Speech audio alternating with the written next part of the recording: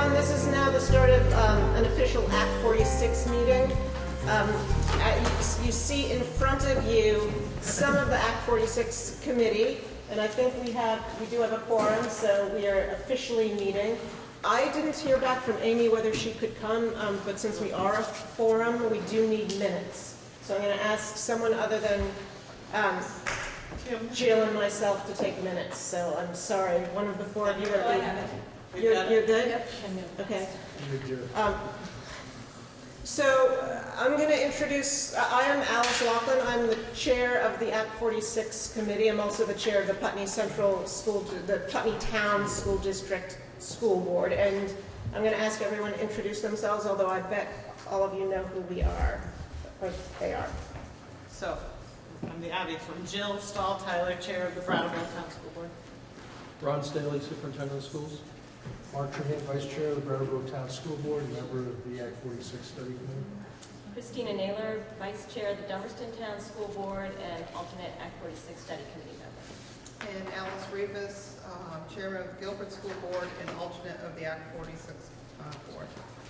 Kim Price, Clerk of the Brattleboro Town School Board and member of the Act 46. So and Frank Rucker, business administrator. And Cloud Holiday, Director of Curriculum. And then, of course, thanks to Brattleboro Community TV for being here as well. The presentation you're going to see tonight is very similar to the one that was done in Guilford, just slight tweaks because each school is obviously very different. I shouldn't say each school, but each district. We are all represented, all four towns, correct? Yes. Yeah, well, except for Vernon.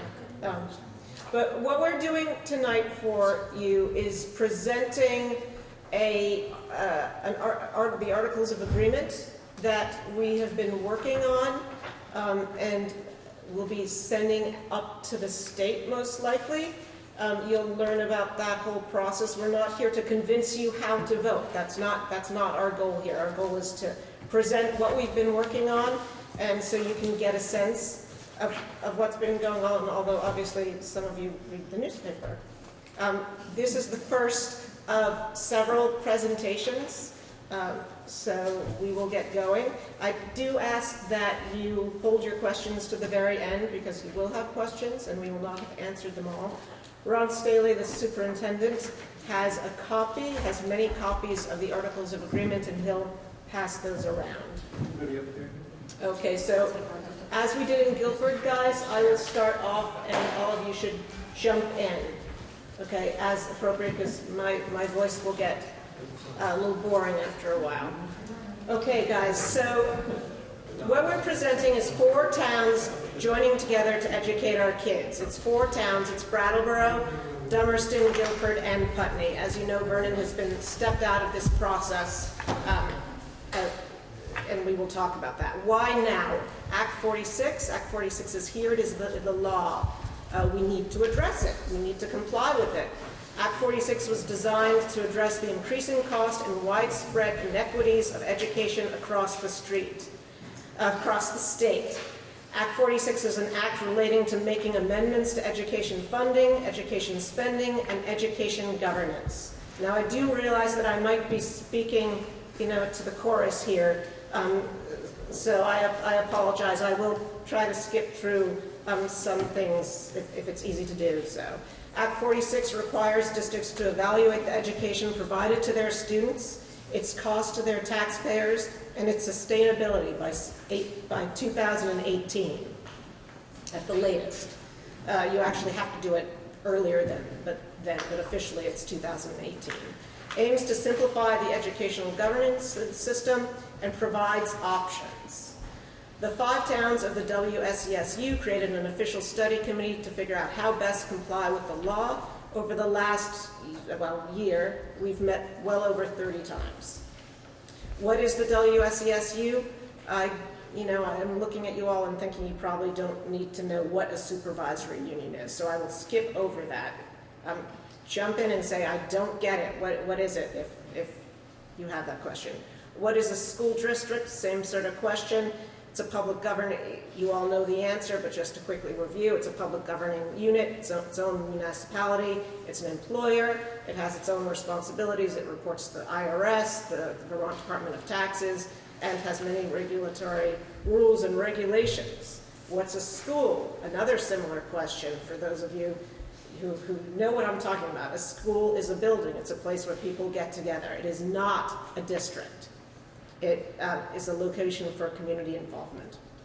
What about Brattleboro Union High School? You also all understand that.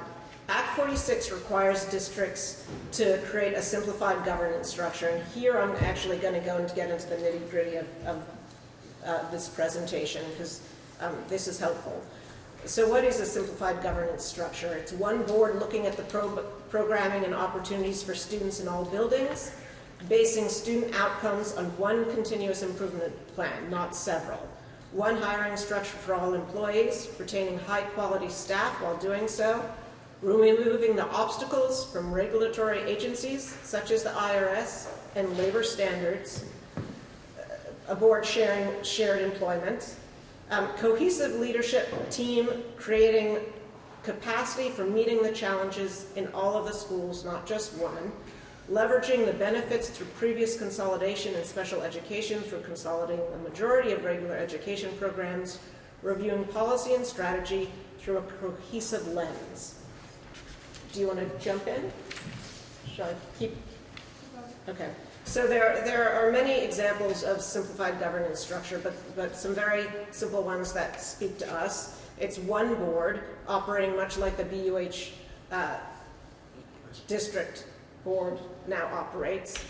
All board members actively work to ensure all students are receiving the best education that we can provide, so collectively working together for the community. So we're expanding what community is.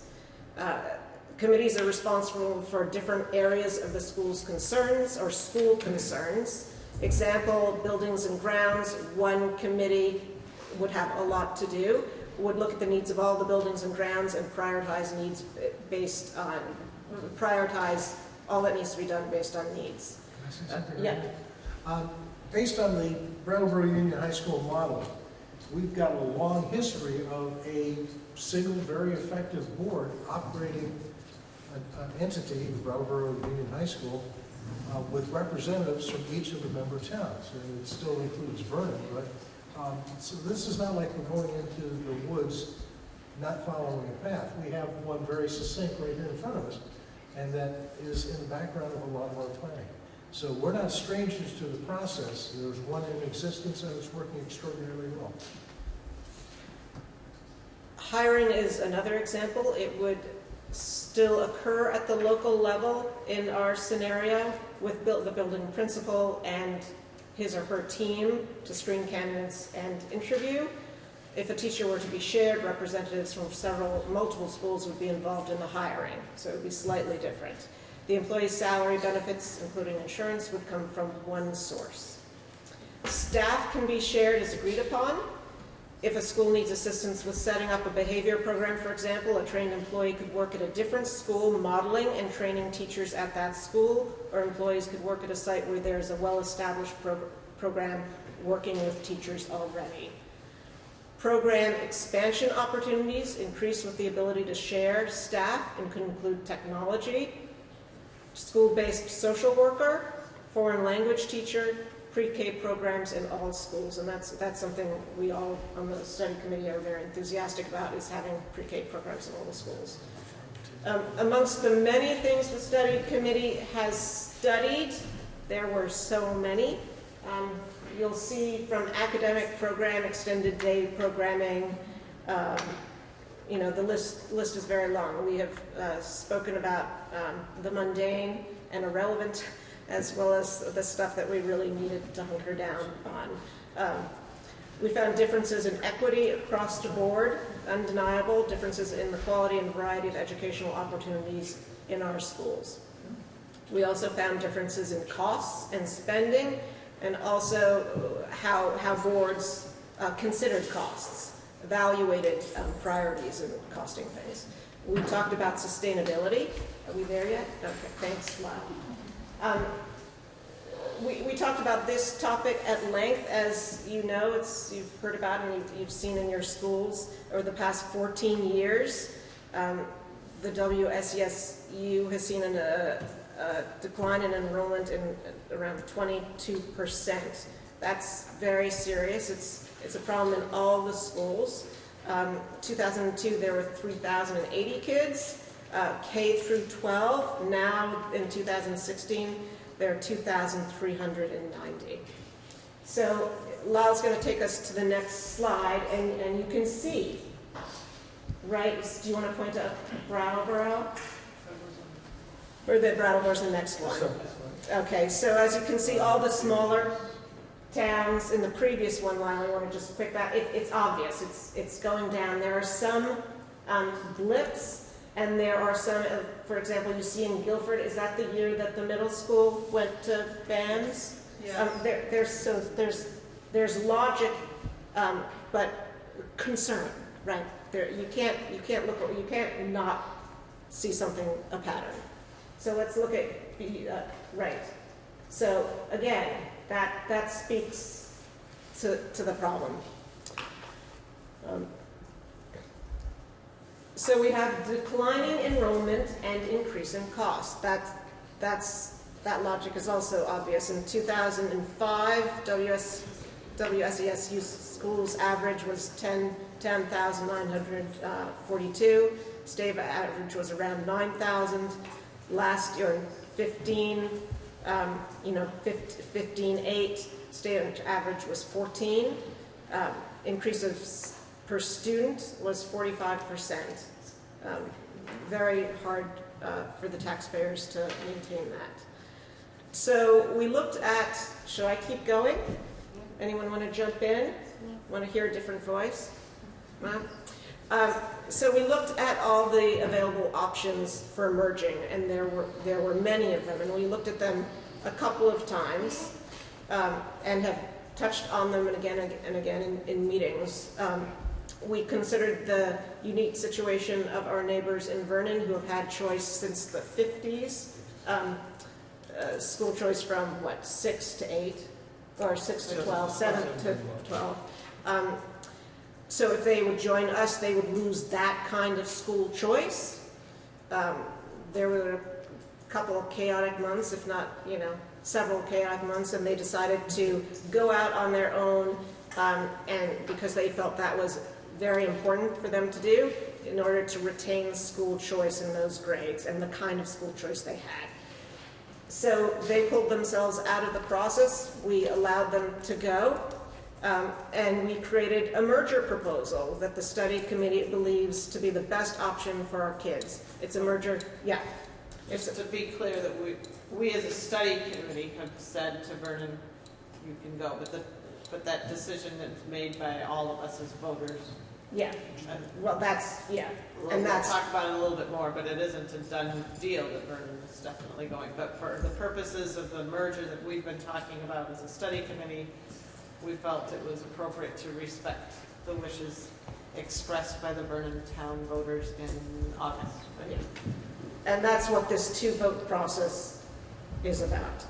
So the merger we came up with, we've worked on it a long time. It complies with the law, which is key to this entire process, allows small schools to stay open, and addresses the many concerns of our community, and our community does have a lot of valid concerns.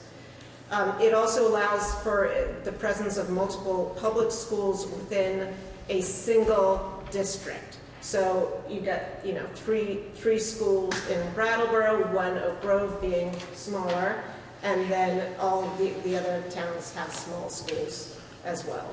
The merger, we believe, gives our communities more value. It builds on our strengths, our community strengths and our school strengths, retains our school culture, and does address our weaknesses. It offers an opportunity for increased community involvement as well. And this is a topic, shall I keep going? Or yeah, so this is a topic we hold close to our heart, and we spoke at for great length, and we continue to speak about it.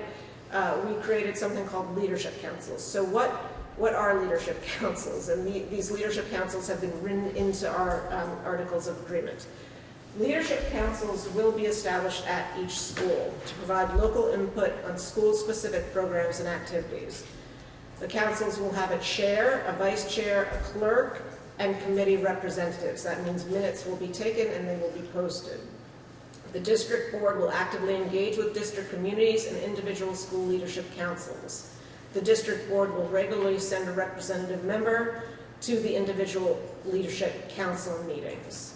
So, for example, in Brattleboro, the 3 elementary schools would each have a leadership council. BAMS would have a leadership council, Wyndham Regional, and Brattleboro High School. And then the small towns would also have leadership councils. All right? I just point out in the document on page 9, Article 15 gives a pretty specific outline of the school-based leadership councils, the makeup of the committee, and their responsibilities on the bottom of page 9 over page 10. So that article explains who's on the committee, and I will do that now. We've got a school principal, 1 staff member appointed by the district board chair, and 3 community members who will be, or would be, voted on, appointed, would be nominated at town meeting and appointed by the district board to serve for 1-year terms. 1 student representative would be selected by the school principal for participation as appropriate or necessary, or as topics dictate. Let's jump over. So this can be a useful slide for folks. It sort of clarifies that right now there are 7 separate boards, so 7 governance structures. They would, be tightened up, but there would be more representation. Parents, certainly in Brattleboro, would perhaps have more of a voice than they have had in the past.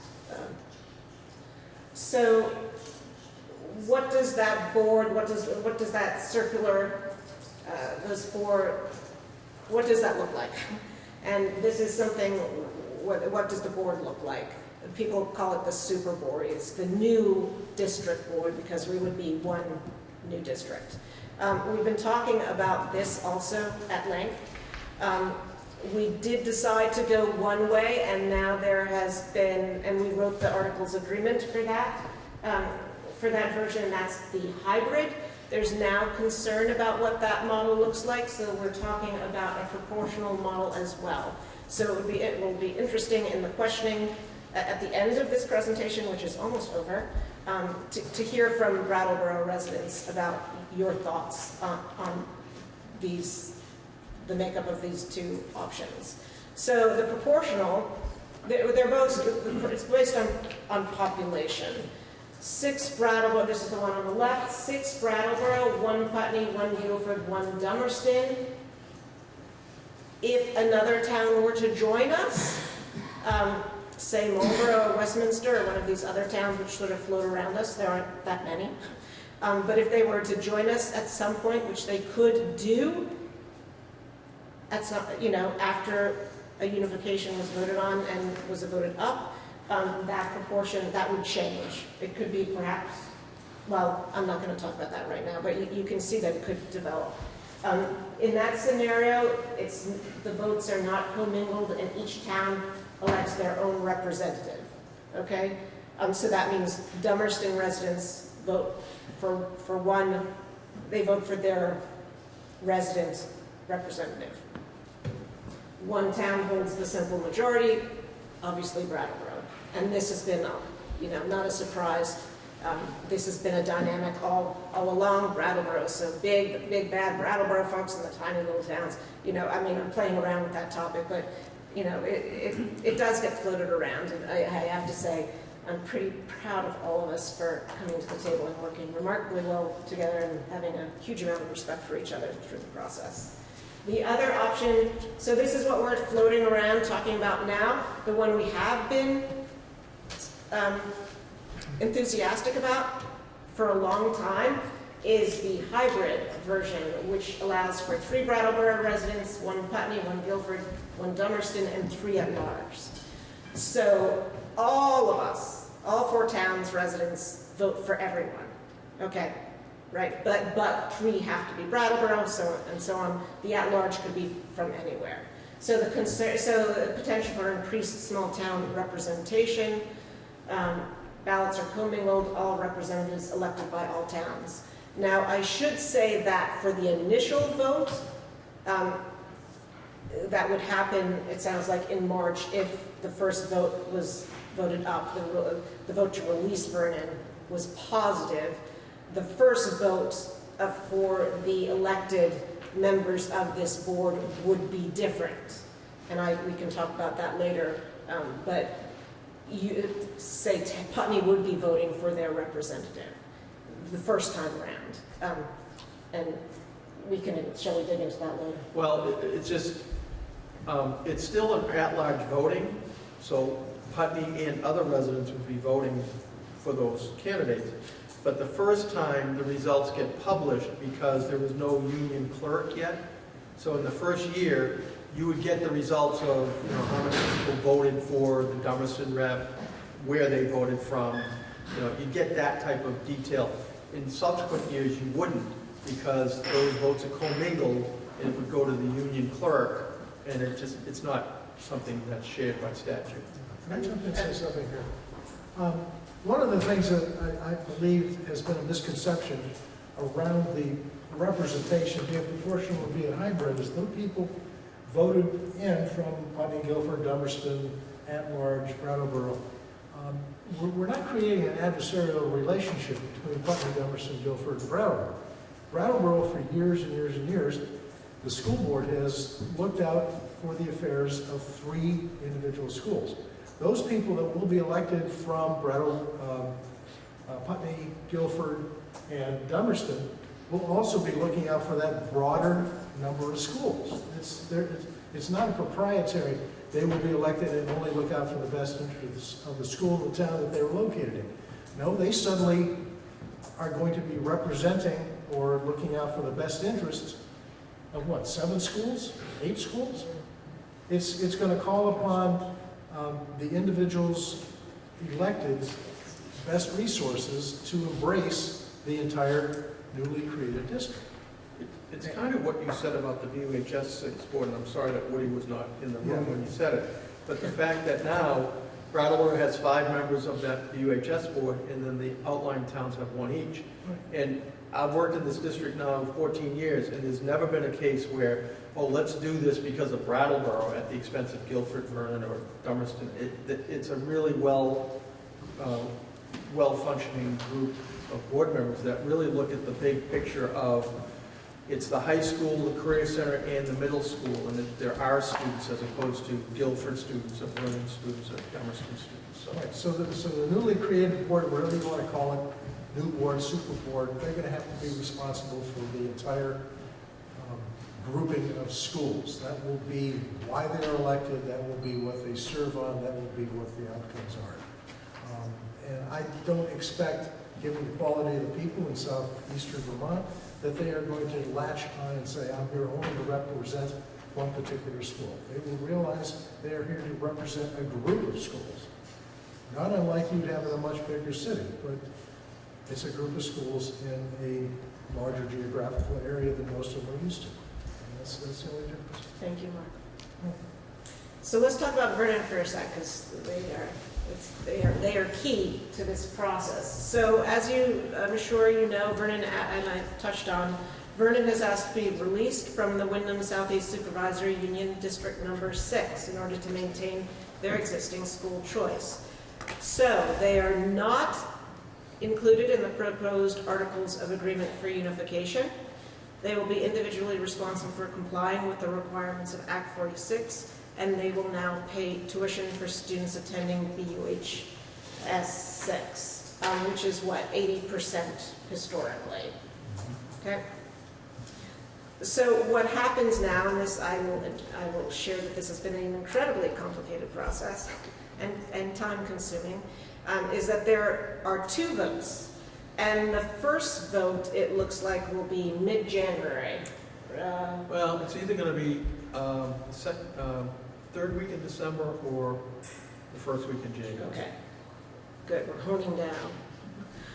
And what that is a vote in the other 4 towns to release Vernon from the high school. The second vote, so all 4 towns need to individually vote positively to do that. If that happens, then this group will spend a lot of time educating folks about the following vote, which would happen, it looks like, in March. And that vote would unify Brattleboro, Putney, Dummerston, and Guilford school districts into one, which is what we've been talking about. So, should I keep going, guys? Or, yeah. Whiskey is on this. I'm okay. Okay. Yeah. Yeah. In the document in the program opportunities that are listed as benefiting from some of the program opportunities? We can talk about that. That might be an example of research we did. It is. So what about the school portion of town meeting? And town meeting is something people feel very passionately about. There's a long history in our state. And so the concern is obviously valid and felt strongly. What about the school portion? A vote on the individual school budget will no longer take place. Town meeting will be different, would be different. 3 community members would be nominated for the leadership council at town meeting. No doubt school and education would be discussed at town meeting, it would just be different. Community discussion and budget input could take place at a pre-town meeting. Leadership councils and district board representatives would present the budget in that setting. The district budget will be voted on separately in each town via Australian ballot on town meeting day, however. Okay. So what would a new board be looking at? And there are lots of things that sort of our group want to talk about, but haven't, because it's not really our job, and it's also very time consuming. What this new board could talk about, and it's actually pretty exciting, and I wish we could make time to talk about this, because it's the fun part, it's the creative, and the juices get flowing here. They could talk about preschool, which we've touched on. They could talk about magnet schools. Our schools are all pretty different, and their strengths and assets they're all pretty unique. So we could do magnet schools or versions of magnet schools. We've talked about meal program, farm to school. This new board will spend a great amount of time on those topics. Project-based learning, winter sports, how to consolidate or how to unify, how to do things differently, how to do things better. What have we been doing wrong? What have we been doing right? Arts and music, technology, summer programming, field trips, busing, all these things. So if I could just, in the appendix, and I think Tristan, you cited it, the appendix A starts on page 11, but it's a couple of documents into it, which it has after the enrollment data, expansion opportunities, and it just looks at our existing programming and what schools already do, and just gives you some potential about expanding to other schools. We included all the schools in this analysis. I wouldn't want to take Vernon out because, quite frankly, some of the things, if they are withdrawing from the district and the merger goes through, I think they would still want to contract with us, and I'd like to make sure that some of the opportunities are still available to them. It would be in a different format in terms of a structure that they pay. But I think this document, 2-page document, gives some specific examples of that list that Alice was just referring to. So I'm going to go to the next slide, which gives 4 examples of how, things will be different. There are many, initially when we first did this, I think we had one picture of the same kid on either side of this slide because, basically we're all still the same and we're doing the same things. So one example is one school right now, Putney Central School has a pre-K in the building. That could happen. Not immediately, but that could happen for all the schools. That really potentially should happen for all the schools, right? It's logical. Personnel is hired by a single district right now. Personnel can move among schools depending on need if we were to merge in this way.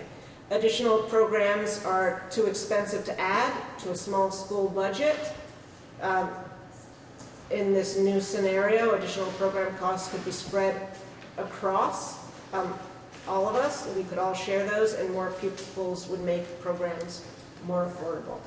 You have to really look at the numbers and do this sensibly, but this can happen. Challenges faced by individual schools are now currently confronted alone. Big expenses are scary. New programming can be challenging. Challenges faced by schools are problem solved through a wider lens in this different governance structure. Unifying provides lots of options, and this is just one option, which some of these topics we've spoken about for hours and hours, if not dozens of hours. School choice. What does school choice look like in this new unified setting? Well, students won't have to leave a school if their parents move. If parents from Brattleboro move to Guilford, or parents split, and that child can stay in the Brattleboro school system. And that is huge for many of us. One student might benefit from a small school setting, another might benefit from a larger school setting. One student might want to be in a small middle school setting in, say, Putney or Dummerston, if it's sensible to keep those small, middle schools active there. Another student might benefit from a band environment. They're really different environments, and kids thrive in different settings, and so we all recognize that. Teachers and other school staff could have their kids in their schools with them, and we've reflected on the fact that if parents who are teachers work in a school where their child is being educated, there are a lot of benefits in so many ways for that. Community benefits and family benefits, right? Unifying provides an opportunity for students to be in a school that best suits their needs. That cannot happen now, right? That becomes really complicated now.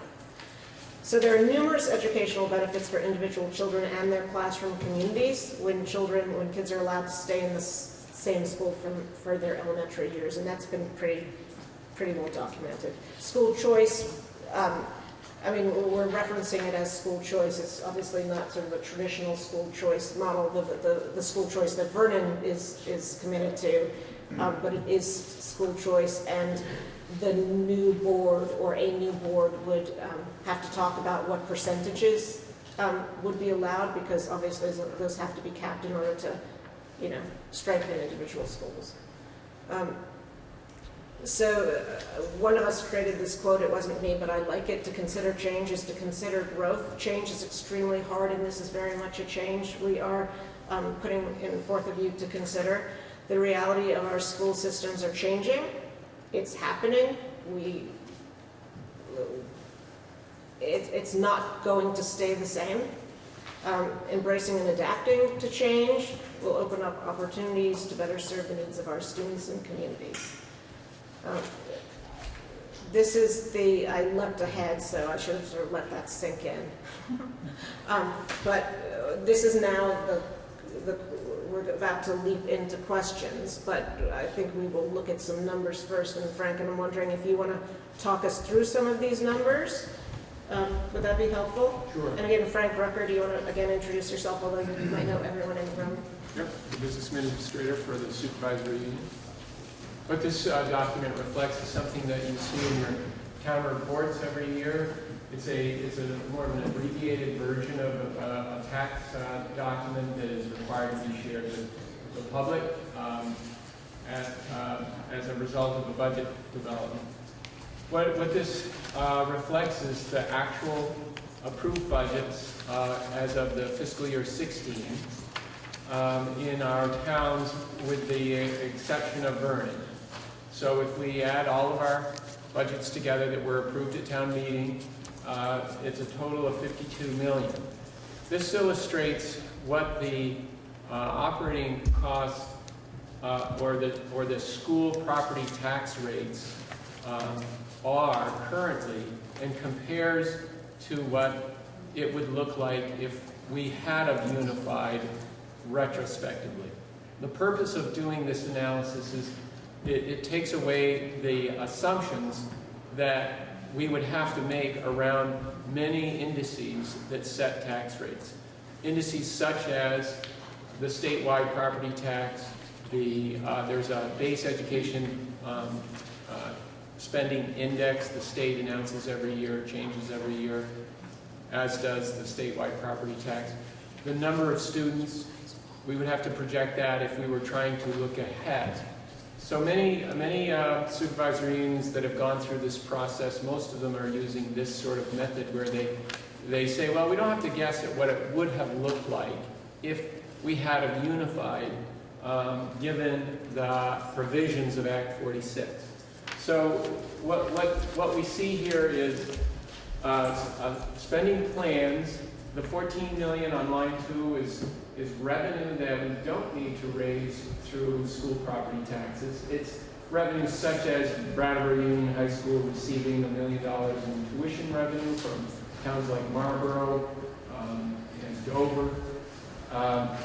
State aid in the form of special education is part of that 14 million. But what you're looking at there is spending, subtract revenue sources that are not property tax based, and you have a net spending on line 3.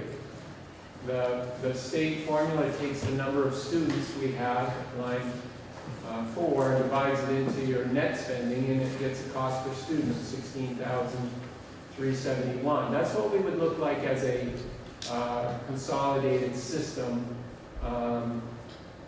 And then there's a couple of simple math factors there. You have this line 6, a base ed spending index, compares that index to what we're spending, and it says that we're 1.73 bigger than the index.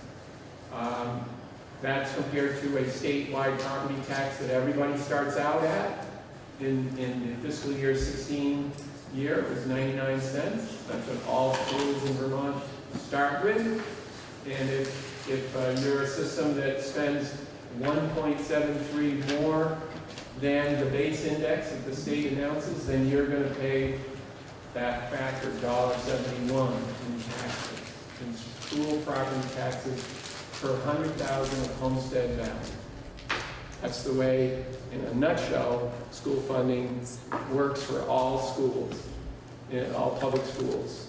So the Act 46 provides a series of incentives. In the second year, it's an 8-cent incentive. It reduces that $1.71 down to $1.63. And then what the rest of the data shows is, well, how does that relate to what we are actually paying? So line 26, 27, 28, that's Brattleboro Town School District, Dummerston Town School District, Guilford, and Putney. You see the top line, or the line number 9 for the incentive, okay, $1.71. It's the average of the current numbers that you see there, $1.71, $1.79, $1.69, $1.78. Or another way to say it is, some districts are a little higher, some are a little lower. The state recognizes the transition to go from 7 employers to 1 will take time to implement, will incur some costs. There is also a $150,000 grant that helps address some of those costs. But in that transition, you see, if we were to merge, all of our towns would have paid less, $1.63, versus the rates that you see on the first column there, $1.71 for Bratttown, $1.79 for Dummerston, and so on. So that's a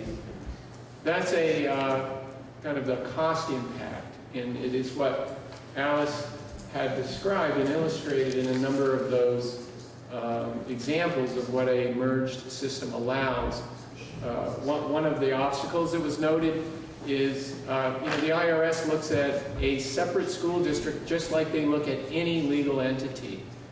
And so does the regulatory environment around labor law and so on. And one reason why we have seen 20% decline in enrollment in Vermont over the last 15, 20 years, and yet level or in some instances increasing employment in schools, is the very difficult time that employers have in sending an employee down to the next community, down to the next employer, the separate district, right next door, given labor law.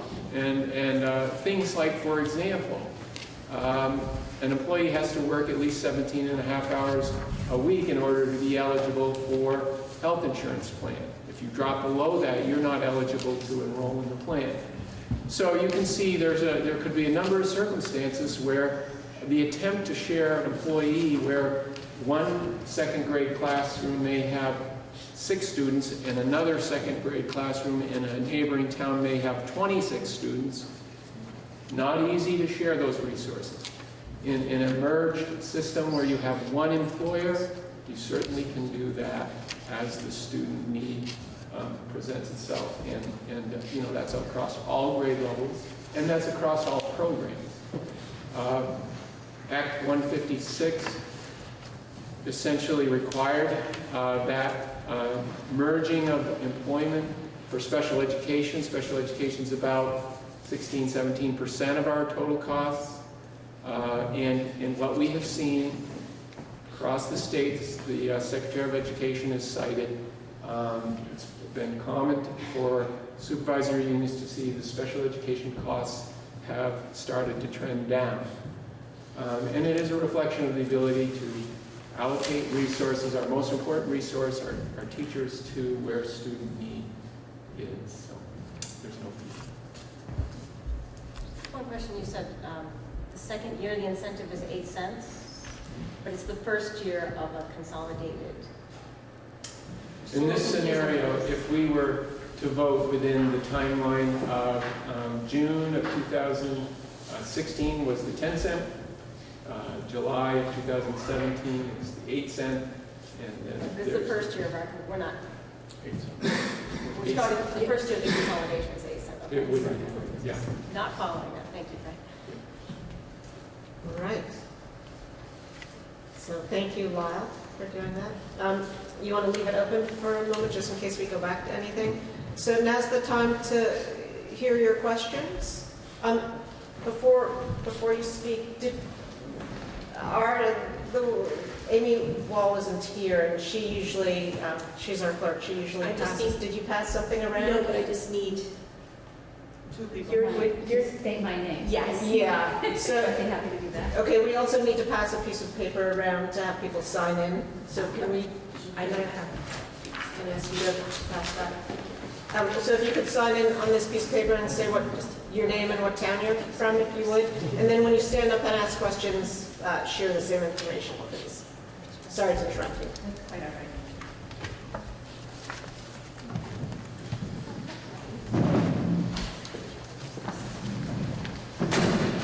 So I'm Judy Davidson, and I live in Brattleboro.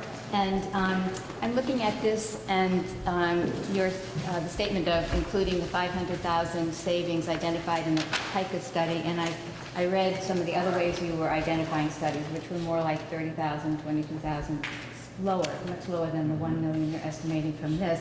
And from the PICA study that I have, it looks like the major way of reducing that is going to be in cutting staff over time, which is, like 24 positions spread out over this whole district. So I wonder if you could be, rather than us just kind of, hope that this will happen, how is this going to happen? Given that our school system now, if you look at the different schools, we have an average in the elementary school of like 17 students in most classrooms. And I know it looks like some of these cuts are going to be in the high school district. And there was a lot of trouble last year just even cutting, a language position by a half, or a half day or something like that. I'm wondering how you truly expect to accomplish this. And over how many years? Because it certainly isn't going to happen in the first 5 years. So over how many more years is this going to happen? And how can you guarantee that it will happen? Do you want to speak to that? Yeah, I would just use the special ed consolidation as the first example. We didn't intend to save money, but when we did the consolidation over a 2-year period, we went from a teacher ratio to 1 teacher to every 7.5 students to 1 to 12, which isn't a big jump, but in some of our smaller schools, it didn't work out to have those higher numbers of students on the caseload. But when you can share staff, you can do that more easily. We saved $300,000 doing that. Again, the intent was not to save money, but that was an offshoot. And quite frankly, in terms of 2 years ago or 3 years ago, I sincerely believe that our special ed services are much better now than they were then. We've been able to train paraeducators as behavioral specialists. We have hired behavioral interventionists in some of our districts. Some of the other districts are in the process of doing that because, again, it's district-wide. It's not just to their own school district. Places like Putney, Guilford, Vernon, Palmerston have not been able to afford increases in staffing. In one sense, their class sizes are lower, but they need these specialized people like interventionists, and they just couldn't afford it within their budget. So the special ed consolidation helped us in that. The PICUS document in this appendix, it really covers a period of time. I think we're saying between 3 and 5 years, and I think we were using a small figure, 500,000, if special ed reductions over a 17% budget, and now we're talking about 80+% of our budget, I think 500,000 is pretty reasonable in the first year. To get to 1.8 million, I don't know if that's our goal, but clearly to look at shared staffing, looking at appropriate class sizes, that's all part of this. It's hard for me to believe. I wonder, have you talked to the teachers and the school district about all of this and whether they think it's also reasonable given the way they're working now and the size of their classroom? Yep. So have the school teachers chimed in on that to see whether they think eliminating 24 positions over the next 3 to 5 years is really feasible? Yeah, I don't think the teachers are going to say, let's do that. But I will say They're this, not gonna that say what? I don't think the teachers are going to say, yes, let's do that. Not yes, But do they I think through attrition is our goal, that through retirements and people leaving, we better utilize staff. That's essentially what we're doing with special ed. We've been able to do that. So I think it's reasonable. Thank you. Dave Scholes from Brattleboro. Just following up on that one, the PICUS study is based on really clear ratios. And the recommendations that they make are what we would need to do in this document, and what we would need to do to meet those ratios. And 500,000 is, depending on the salary, 7 to 10 positions. And can you identify any of those ratio targets in PICUS that you think that in the next 2 or 3 years you're going to be able to see the reductions?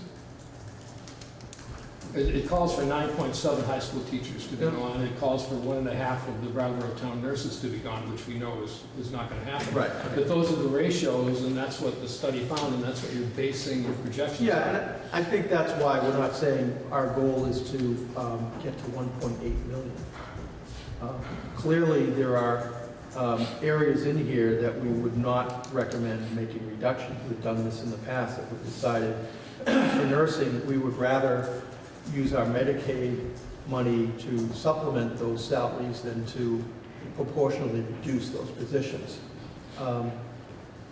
So I think this is a guideline that we would be looking at. I wouldn't sit here and say, well, let's make sure we cut these many teachers, but I think, again, when you look at, like, academic support as an example, I think the ratios that we had were 1 teacher for every 95 105 students, and by changing it to 105 students, which we feel is reasonable, it saved $50,000.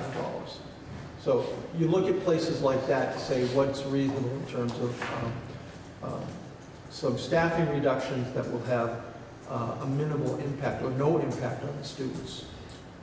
Are there other examples you can give? Because it's nice to hear the reassurances, but these are really hard numbers, and these are really clear ratios. And this is the study that these projections are based on, and it seems like if you should be able to identify at least the first 500,000, the places you would look. Yeah, I mean, I wouldn't sit here and say this is where we're going to get that. Part of the reason Ron can't do that, it wouldn't be up to Ron. Right. It would be up to the unified board to be looking at a lot of that.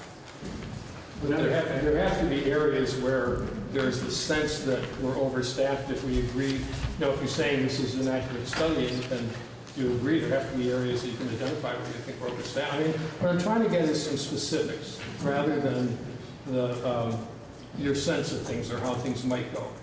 Well, that's what this report does. This report is based on a review of successful schools that have met state board standards. Mm-hmm. And so if you want specifics, here is the specific guideline. Each one of these categories has the measure of what has been known to be successful in terms of staffing ratios among schools by the classroom teacher, by the elective teacher, by the core instructional coaches, by the summer school, by the English language learner, and so on. So those are the specific examples of what schools have been able to staff and meet state board targets.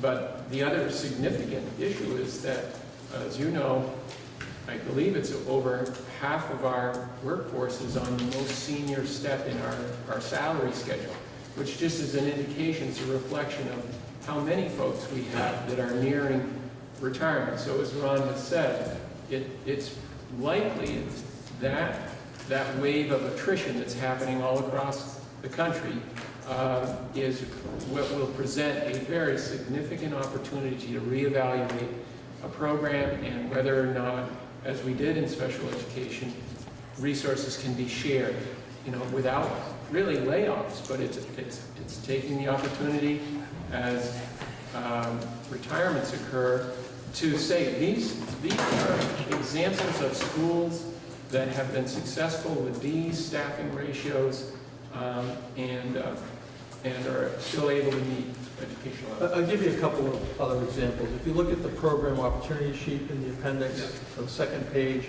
it has the academic support student-teacher ratios, from a ratio of 101 students per teacher to 105, so adding 4 students, we would save $90,000. You go down to the next point below, 2 points later, regular ed student-teacher ratio. If we increase it from the current 12 to 14 students per teacher to 16 to 18, and Judy, you made reference to some schools that have 17, 18 student average, which is reasonable. Some of our schools are 12 and less. And so, again, through shared staffing, you're able to increase that from 12 to 14 to 16 to 18, you save $1 million there. I'm not saying I'm going to identify where those teachers are coming from, but I am saying through the recent past with the $300,000 saving in special ed, through attrition and through shared staffing, there's no reason why we can't get to that in a reasonable amount of time without impacting teachers. Well, I'm curious why if we could go from 10 to 12, why we haven't done it already. That's not shared staffing, that's The separate employer issue. Yeah. It's the separate employer issue that why the whole state of Vermont hasn't really adapted very well. It's because, as we said earlier, you can't send the Dummerston teacher over to Putney seamlessly, as you could now under special education services, because the state has said you will be a single employer. or we could. We have the benefit in Brattleboro Town essentially of doing that, with Academy with the 3 strands, Green Street with the 2, and Oak Grove with the 1. We try to create neighborhood schools, but we know that at a certain point, you can't have more than 18 to 20 students in a class at Oak Grove, and then we start spreading them over to Green Street and Academy. That's perfect. The small entities are not able to do that, and that's why you have... But the large entity, the high school and the middle school, are already under one employer, and that's where the majority of these reductions are targeted by that study. And they So recognize, right now. that numbers need to be reduced. But there's no reason that they couldn't be reduced without consolidating and taking. They have been along the way. Is that These been- numbers stated in this study don't reflect last year's reductions. Has that had a negative effect on learning? Not at all. No, because the scores aren't great from middle school to high school. Dave, Yeah, I don't want to monopolize, but I feel like I'm not really getting, I'm asking for specifics. Areas where you see these ratios can be met, and I still haven't heard that, particularly with the high school where you don't have the governance issue. anyone on this side? No? You don't have a question, Woody? Please. No. All right, so is Jody Normative? So any other questions, or is that the last one of the evening? Okay, go ahead, Jody. I'm not from Brattleboro, I'm Jody Normandeau from Dummerston. And I'm sitting here listening to everybody talk as if we're talking about widgets and not kids and students. And that really upsets me. And going back to the PICUS report, this whole thing is overshadowed by the high school. The number of students that we've got that we're losing, that's high school mainly. The number of the testing scores, that's high school mainly. What I would like to see, and I did it on my own for a 10-year period of time, I'd like to see a comparison of strictly elementary schools and take the high school out of it, because that is skewing all of these graphs and all of these wonderful things that you've got up here. And you may just have to do it K through 6, because we have so many schools that are K through 6 and only 2 that are K through 8. But I would love to see a graph and love to see what's happened to our district because of that. It makes a big difference whether we're down 22% or whether we're down, like in 10 years period, like Brattleboro's down 8.2, Guilford's down 0.6, Guilford's down 6, I'm sorry. Dummerston's pretty much 0, Vernon's down 9. That's nowhere near the 22% that you're all projecting. Well, it's not bring that back. I don't, well, Lyle can show you, but I don't know what you're talking about, Jody, when you say that, because it's separated out. It's 38. Look at the last 3 or 4 years. Yes. No, we're not talking 3 or 4 years, so we're talking 14, and But we're not. why 14? Why didn't you go back for 50? I did 10. Because And it makes a 14 big is what's difference readily which year you available. happen to choose. 14 is what's readily available by the way they sorted the stuff by the state. Right. That's why we went with 14. But it's a dramatic decrease. I don't understand why you would only want to look at just a few years and think that that's I'm where just it's saying stable. it's not in every town. And It is in really- every town. It's right there, it goes down in every town. Look at the blue line, it's not in every town. You went up from 152 to 178, is that what it says? Well, that's a bleep. And then you went back down to 152 by 2013, and you went up to 156 and then 155. Okay, 10 years ago, we were 156, we're 155 now, that's 0 change. So your graphs can make anything show that you want to show. And all I'm saying is that not everything is down 22% like what you're saying. No, And I'm the saying that the high average. school skews everything, and I'd like to see a comparison of the grade schools. Well, it's right there. I don't understand what difference it would make, because there's a comparison without the high schools. This is Dummerston, Guilford, Putney, and Vernon. And I'm just asking for something, Joe, and I'm not going to continue to argue about it. Thank you. All right. Any other questions? Yeah. You mentioned, and I've had this question a bunch of times, you mentioned there's a lack of equity across the schools. And I wonder if you would say, or the other members of the committee would say what some of those examples are, and how you know that there is equity. Do you want to pull out? Well, I was hoping to hear from the committee.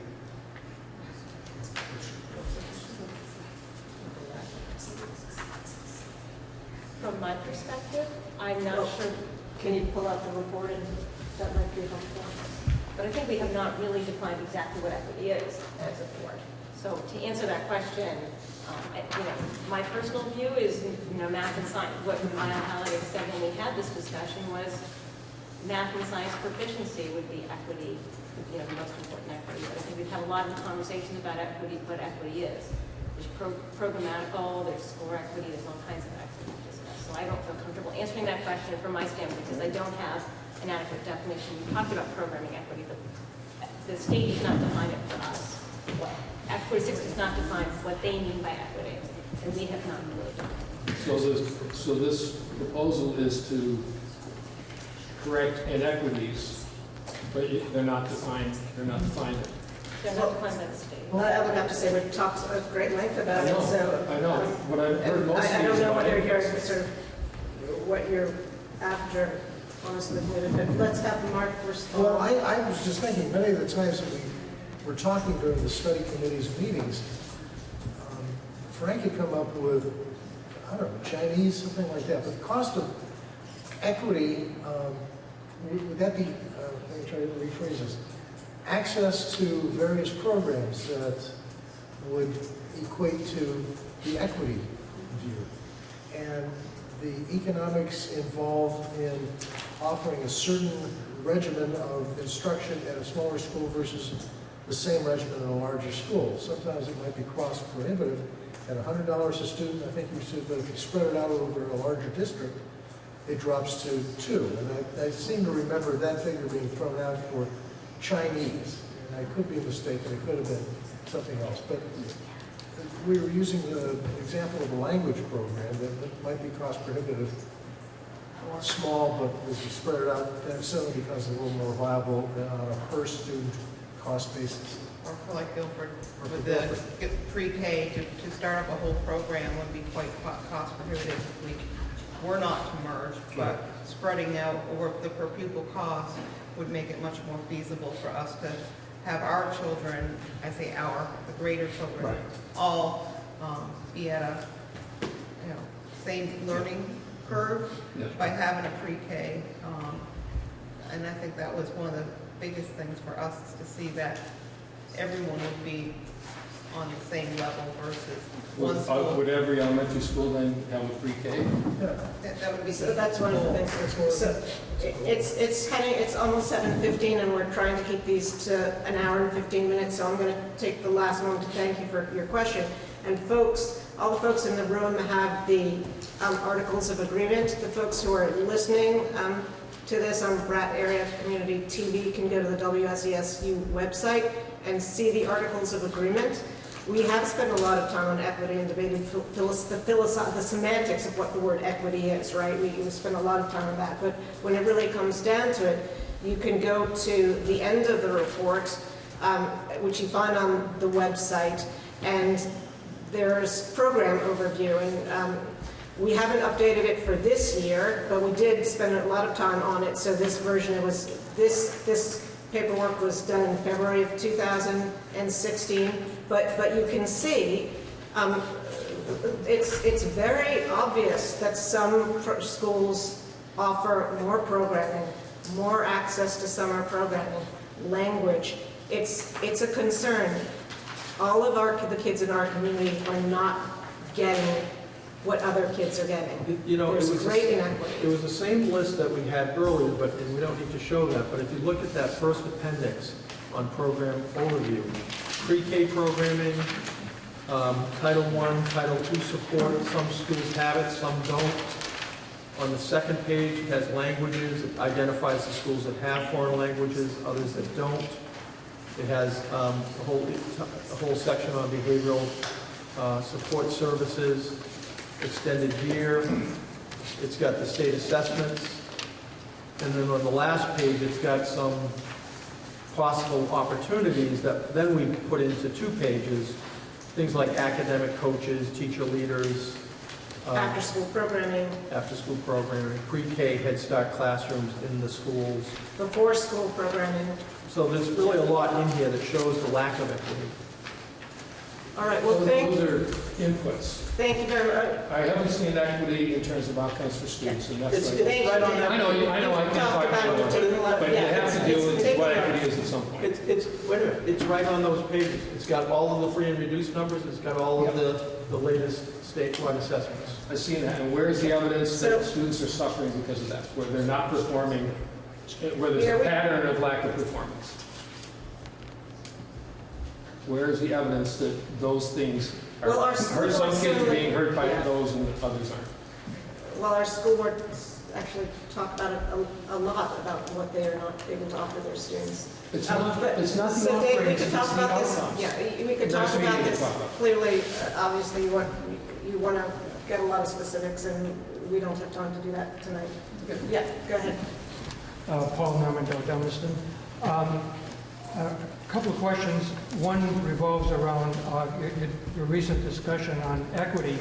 And I was wondering, in terms of having to do programming to increase where you feel inequitable situations exist throughout the district, have you done a pro forma kind of statement or a projection as to what it would cost to incorporate and simplify or to make it more equitable among the various schools, different things where you feel are lacking? You said, well, we definitely have inequitable situations.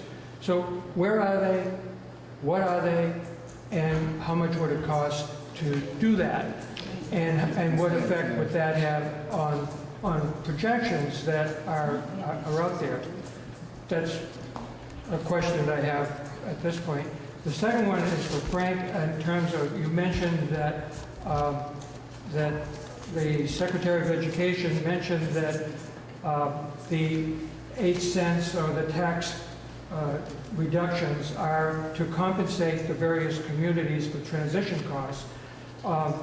Have you incorporated the transition costs in the existing budget so that the tax rate that you're projecting reflects not only the quote-unquote incentive is somewhat low, but the actual expenses themselves? Yep, they are incorporated in that $52 million assumption there. How much did you figure for that?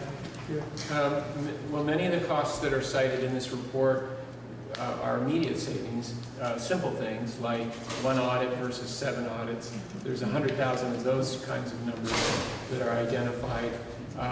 Most systems are finding the $150,000 grant from the state to be sufficient for legal and the sort of contractual and technical setups that you have to invest in order to create a new employer and set up systems that will accommodate that. And then regarding the issue around pro forma and the way it relates to the inequity, first of all, the inequity is very evident right here in the document that Ron brought your attention to, where you have an extreme disparity between proficiency. And of course, Where is that? it's in the document that you have right there. There's a great disparity in the proficiency of our students learning in math and in science. It's on the bottom of the second page. It's in the first, on page 11, if you go past page 11, the first appendix, that's the program overview that I was referring to. On the second page. Yeah, you're almost there. I think 1 or 2 more. So you recognize appendix A. Okay. A couple more. You got to get into the program overview. Yeah. Okay. Okay. There you go. Sort of at the bottom. That We'll be writing numbers on these pages, folks, in the future. So what you see there is as I said, an extreme disparity from school to school in terms of student proficiency around language arts and math. And of course, you would expect that disparity when you have different conditions that a school community faces. It's widely known that high poverty and high proportion of students in special education has an effect on proficiency. What's been cited in the PICUS report is that Oak Grove, the school right here, and Academy have done remarkable interventions, and they're getting better outcomes than the state average by far, with much more difficult conditions in the classroom that the teachers are facing. So it's a representation of success and value for your intervention with students that struggle.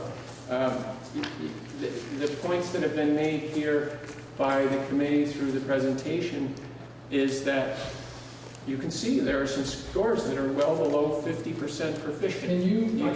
I see these. Don't interrupt for just a moment, please. Okay. You can go to the program analysis that Ron just reviewed, and you will see generally schools that don't have the support in learning interventions are the ones that tend to struggle.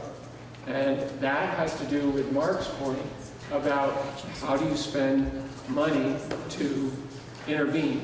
And when you're a small school with 120 students and you need to make an investment of $50,000 in an intervention program, the tax rate is going to be very different than if Brattleboro Town does that over 800 students. Right. And the evidence is clear that over time, when you look at these data, you will see that the small schools, more and more as enrollment right there has been dropping, are having to actually cut back core programs as opposed to invest. So they're going in the opposite direction. It's a statewide problem, and in that context, Vermont is still spending more per student than any other state in the nation. Yep. I understand. Thank you. I have to cut you off. No, you have to let me respond. Well, There are two things. You're First off, doing you a said- lot of responding. You have to let me Try respond. just to keep it quick, because we... It'll be very quick. Yeah. You're talking about, this is not long-term, these are two tests, 2013, 2015. If you put the 2016 tests on here, if you look at this one, the 2015 test, Guilford looks like it's really struggling. You look at this year's SPAC, and Guilford is in the middle and in the front of the pack on several grade levels.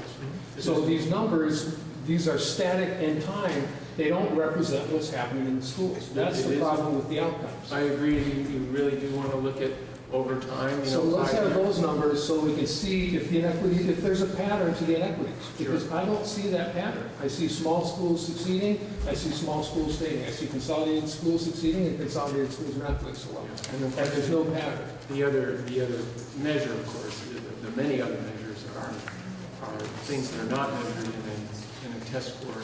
True. And that is, again, but in terms of program availability, learning opportunity, different paths, that's the other thing. You could look at the progress monitoring as well. Yeah, and have that that's what these explained. boards have been doing. The individual boards do that on a regular basis. Yeah, but to compare it across to see, is there a pattern of inequity?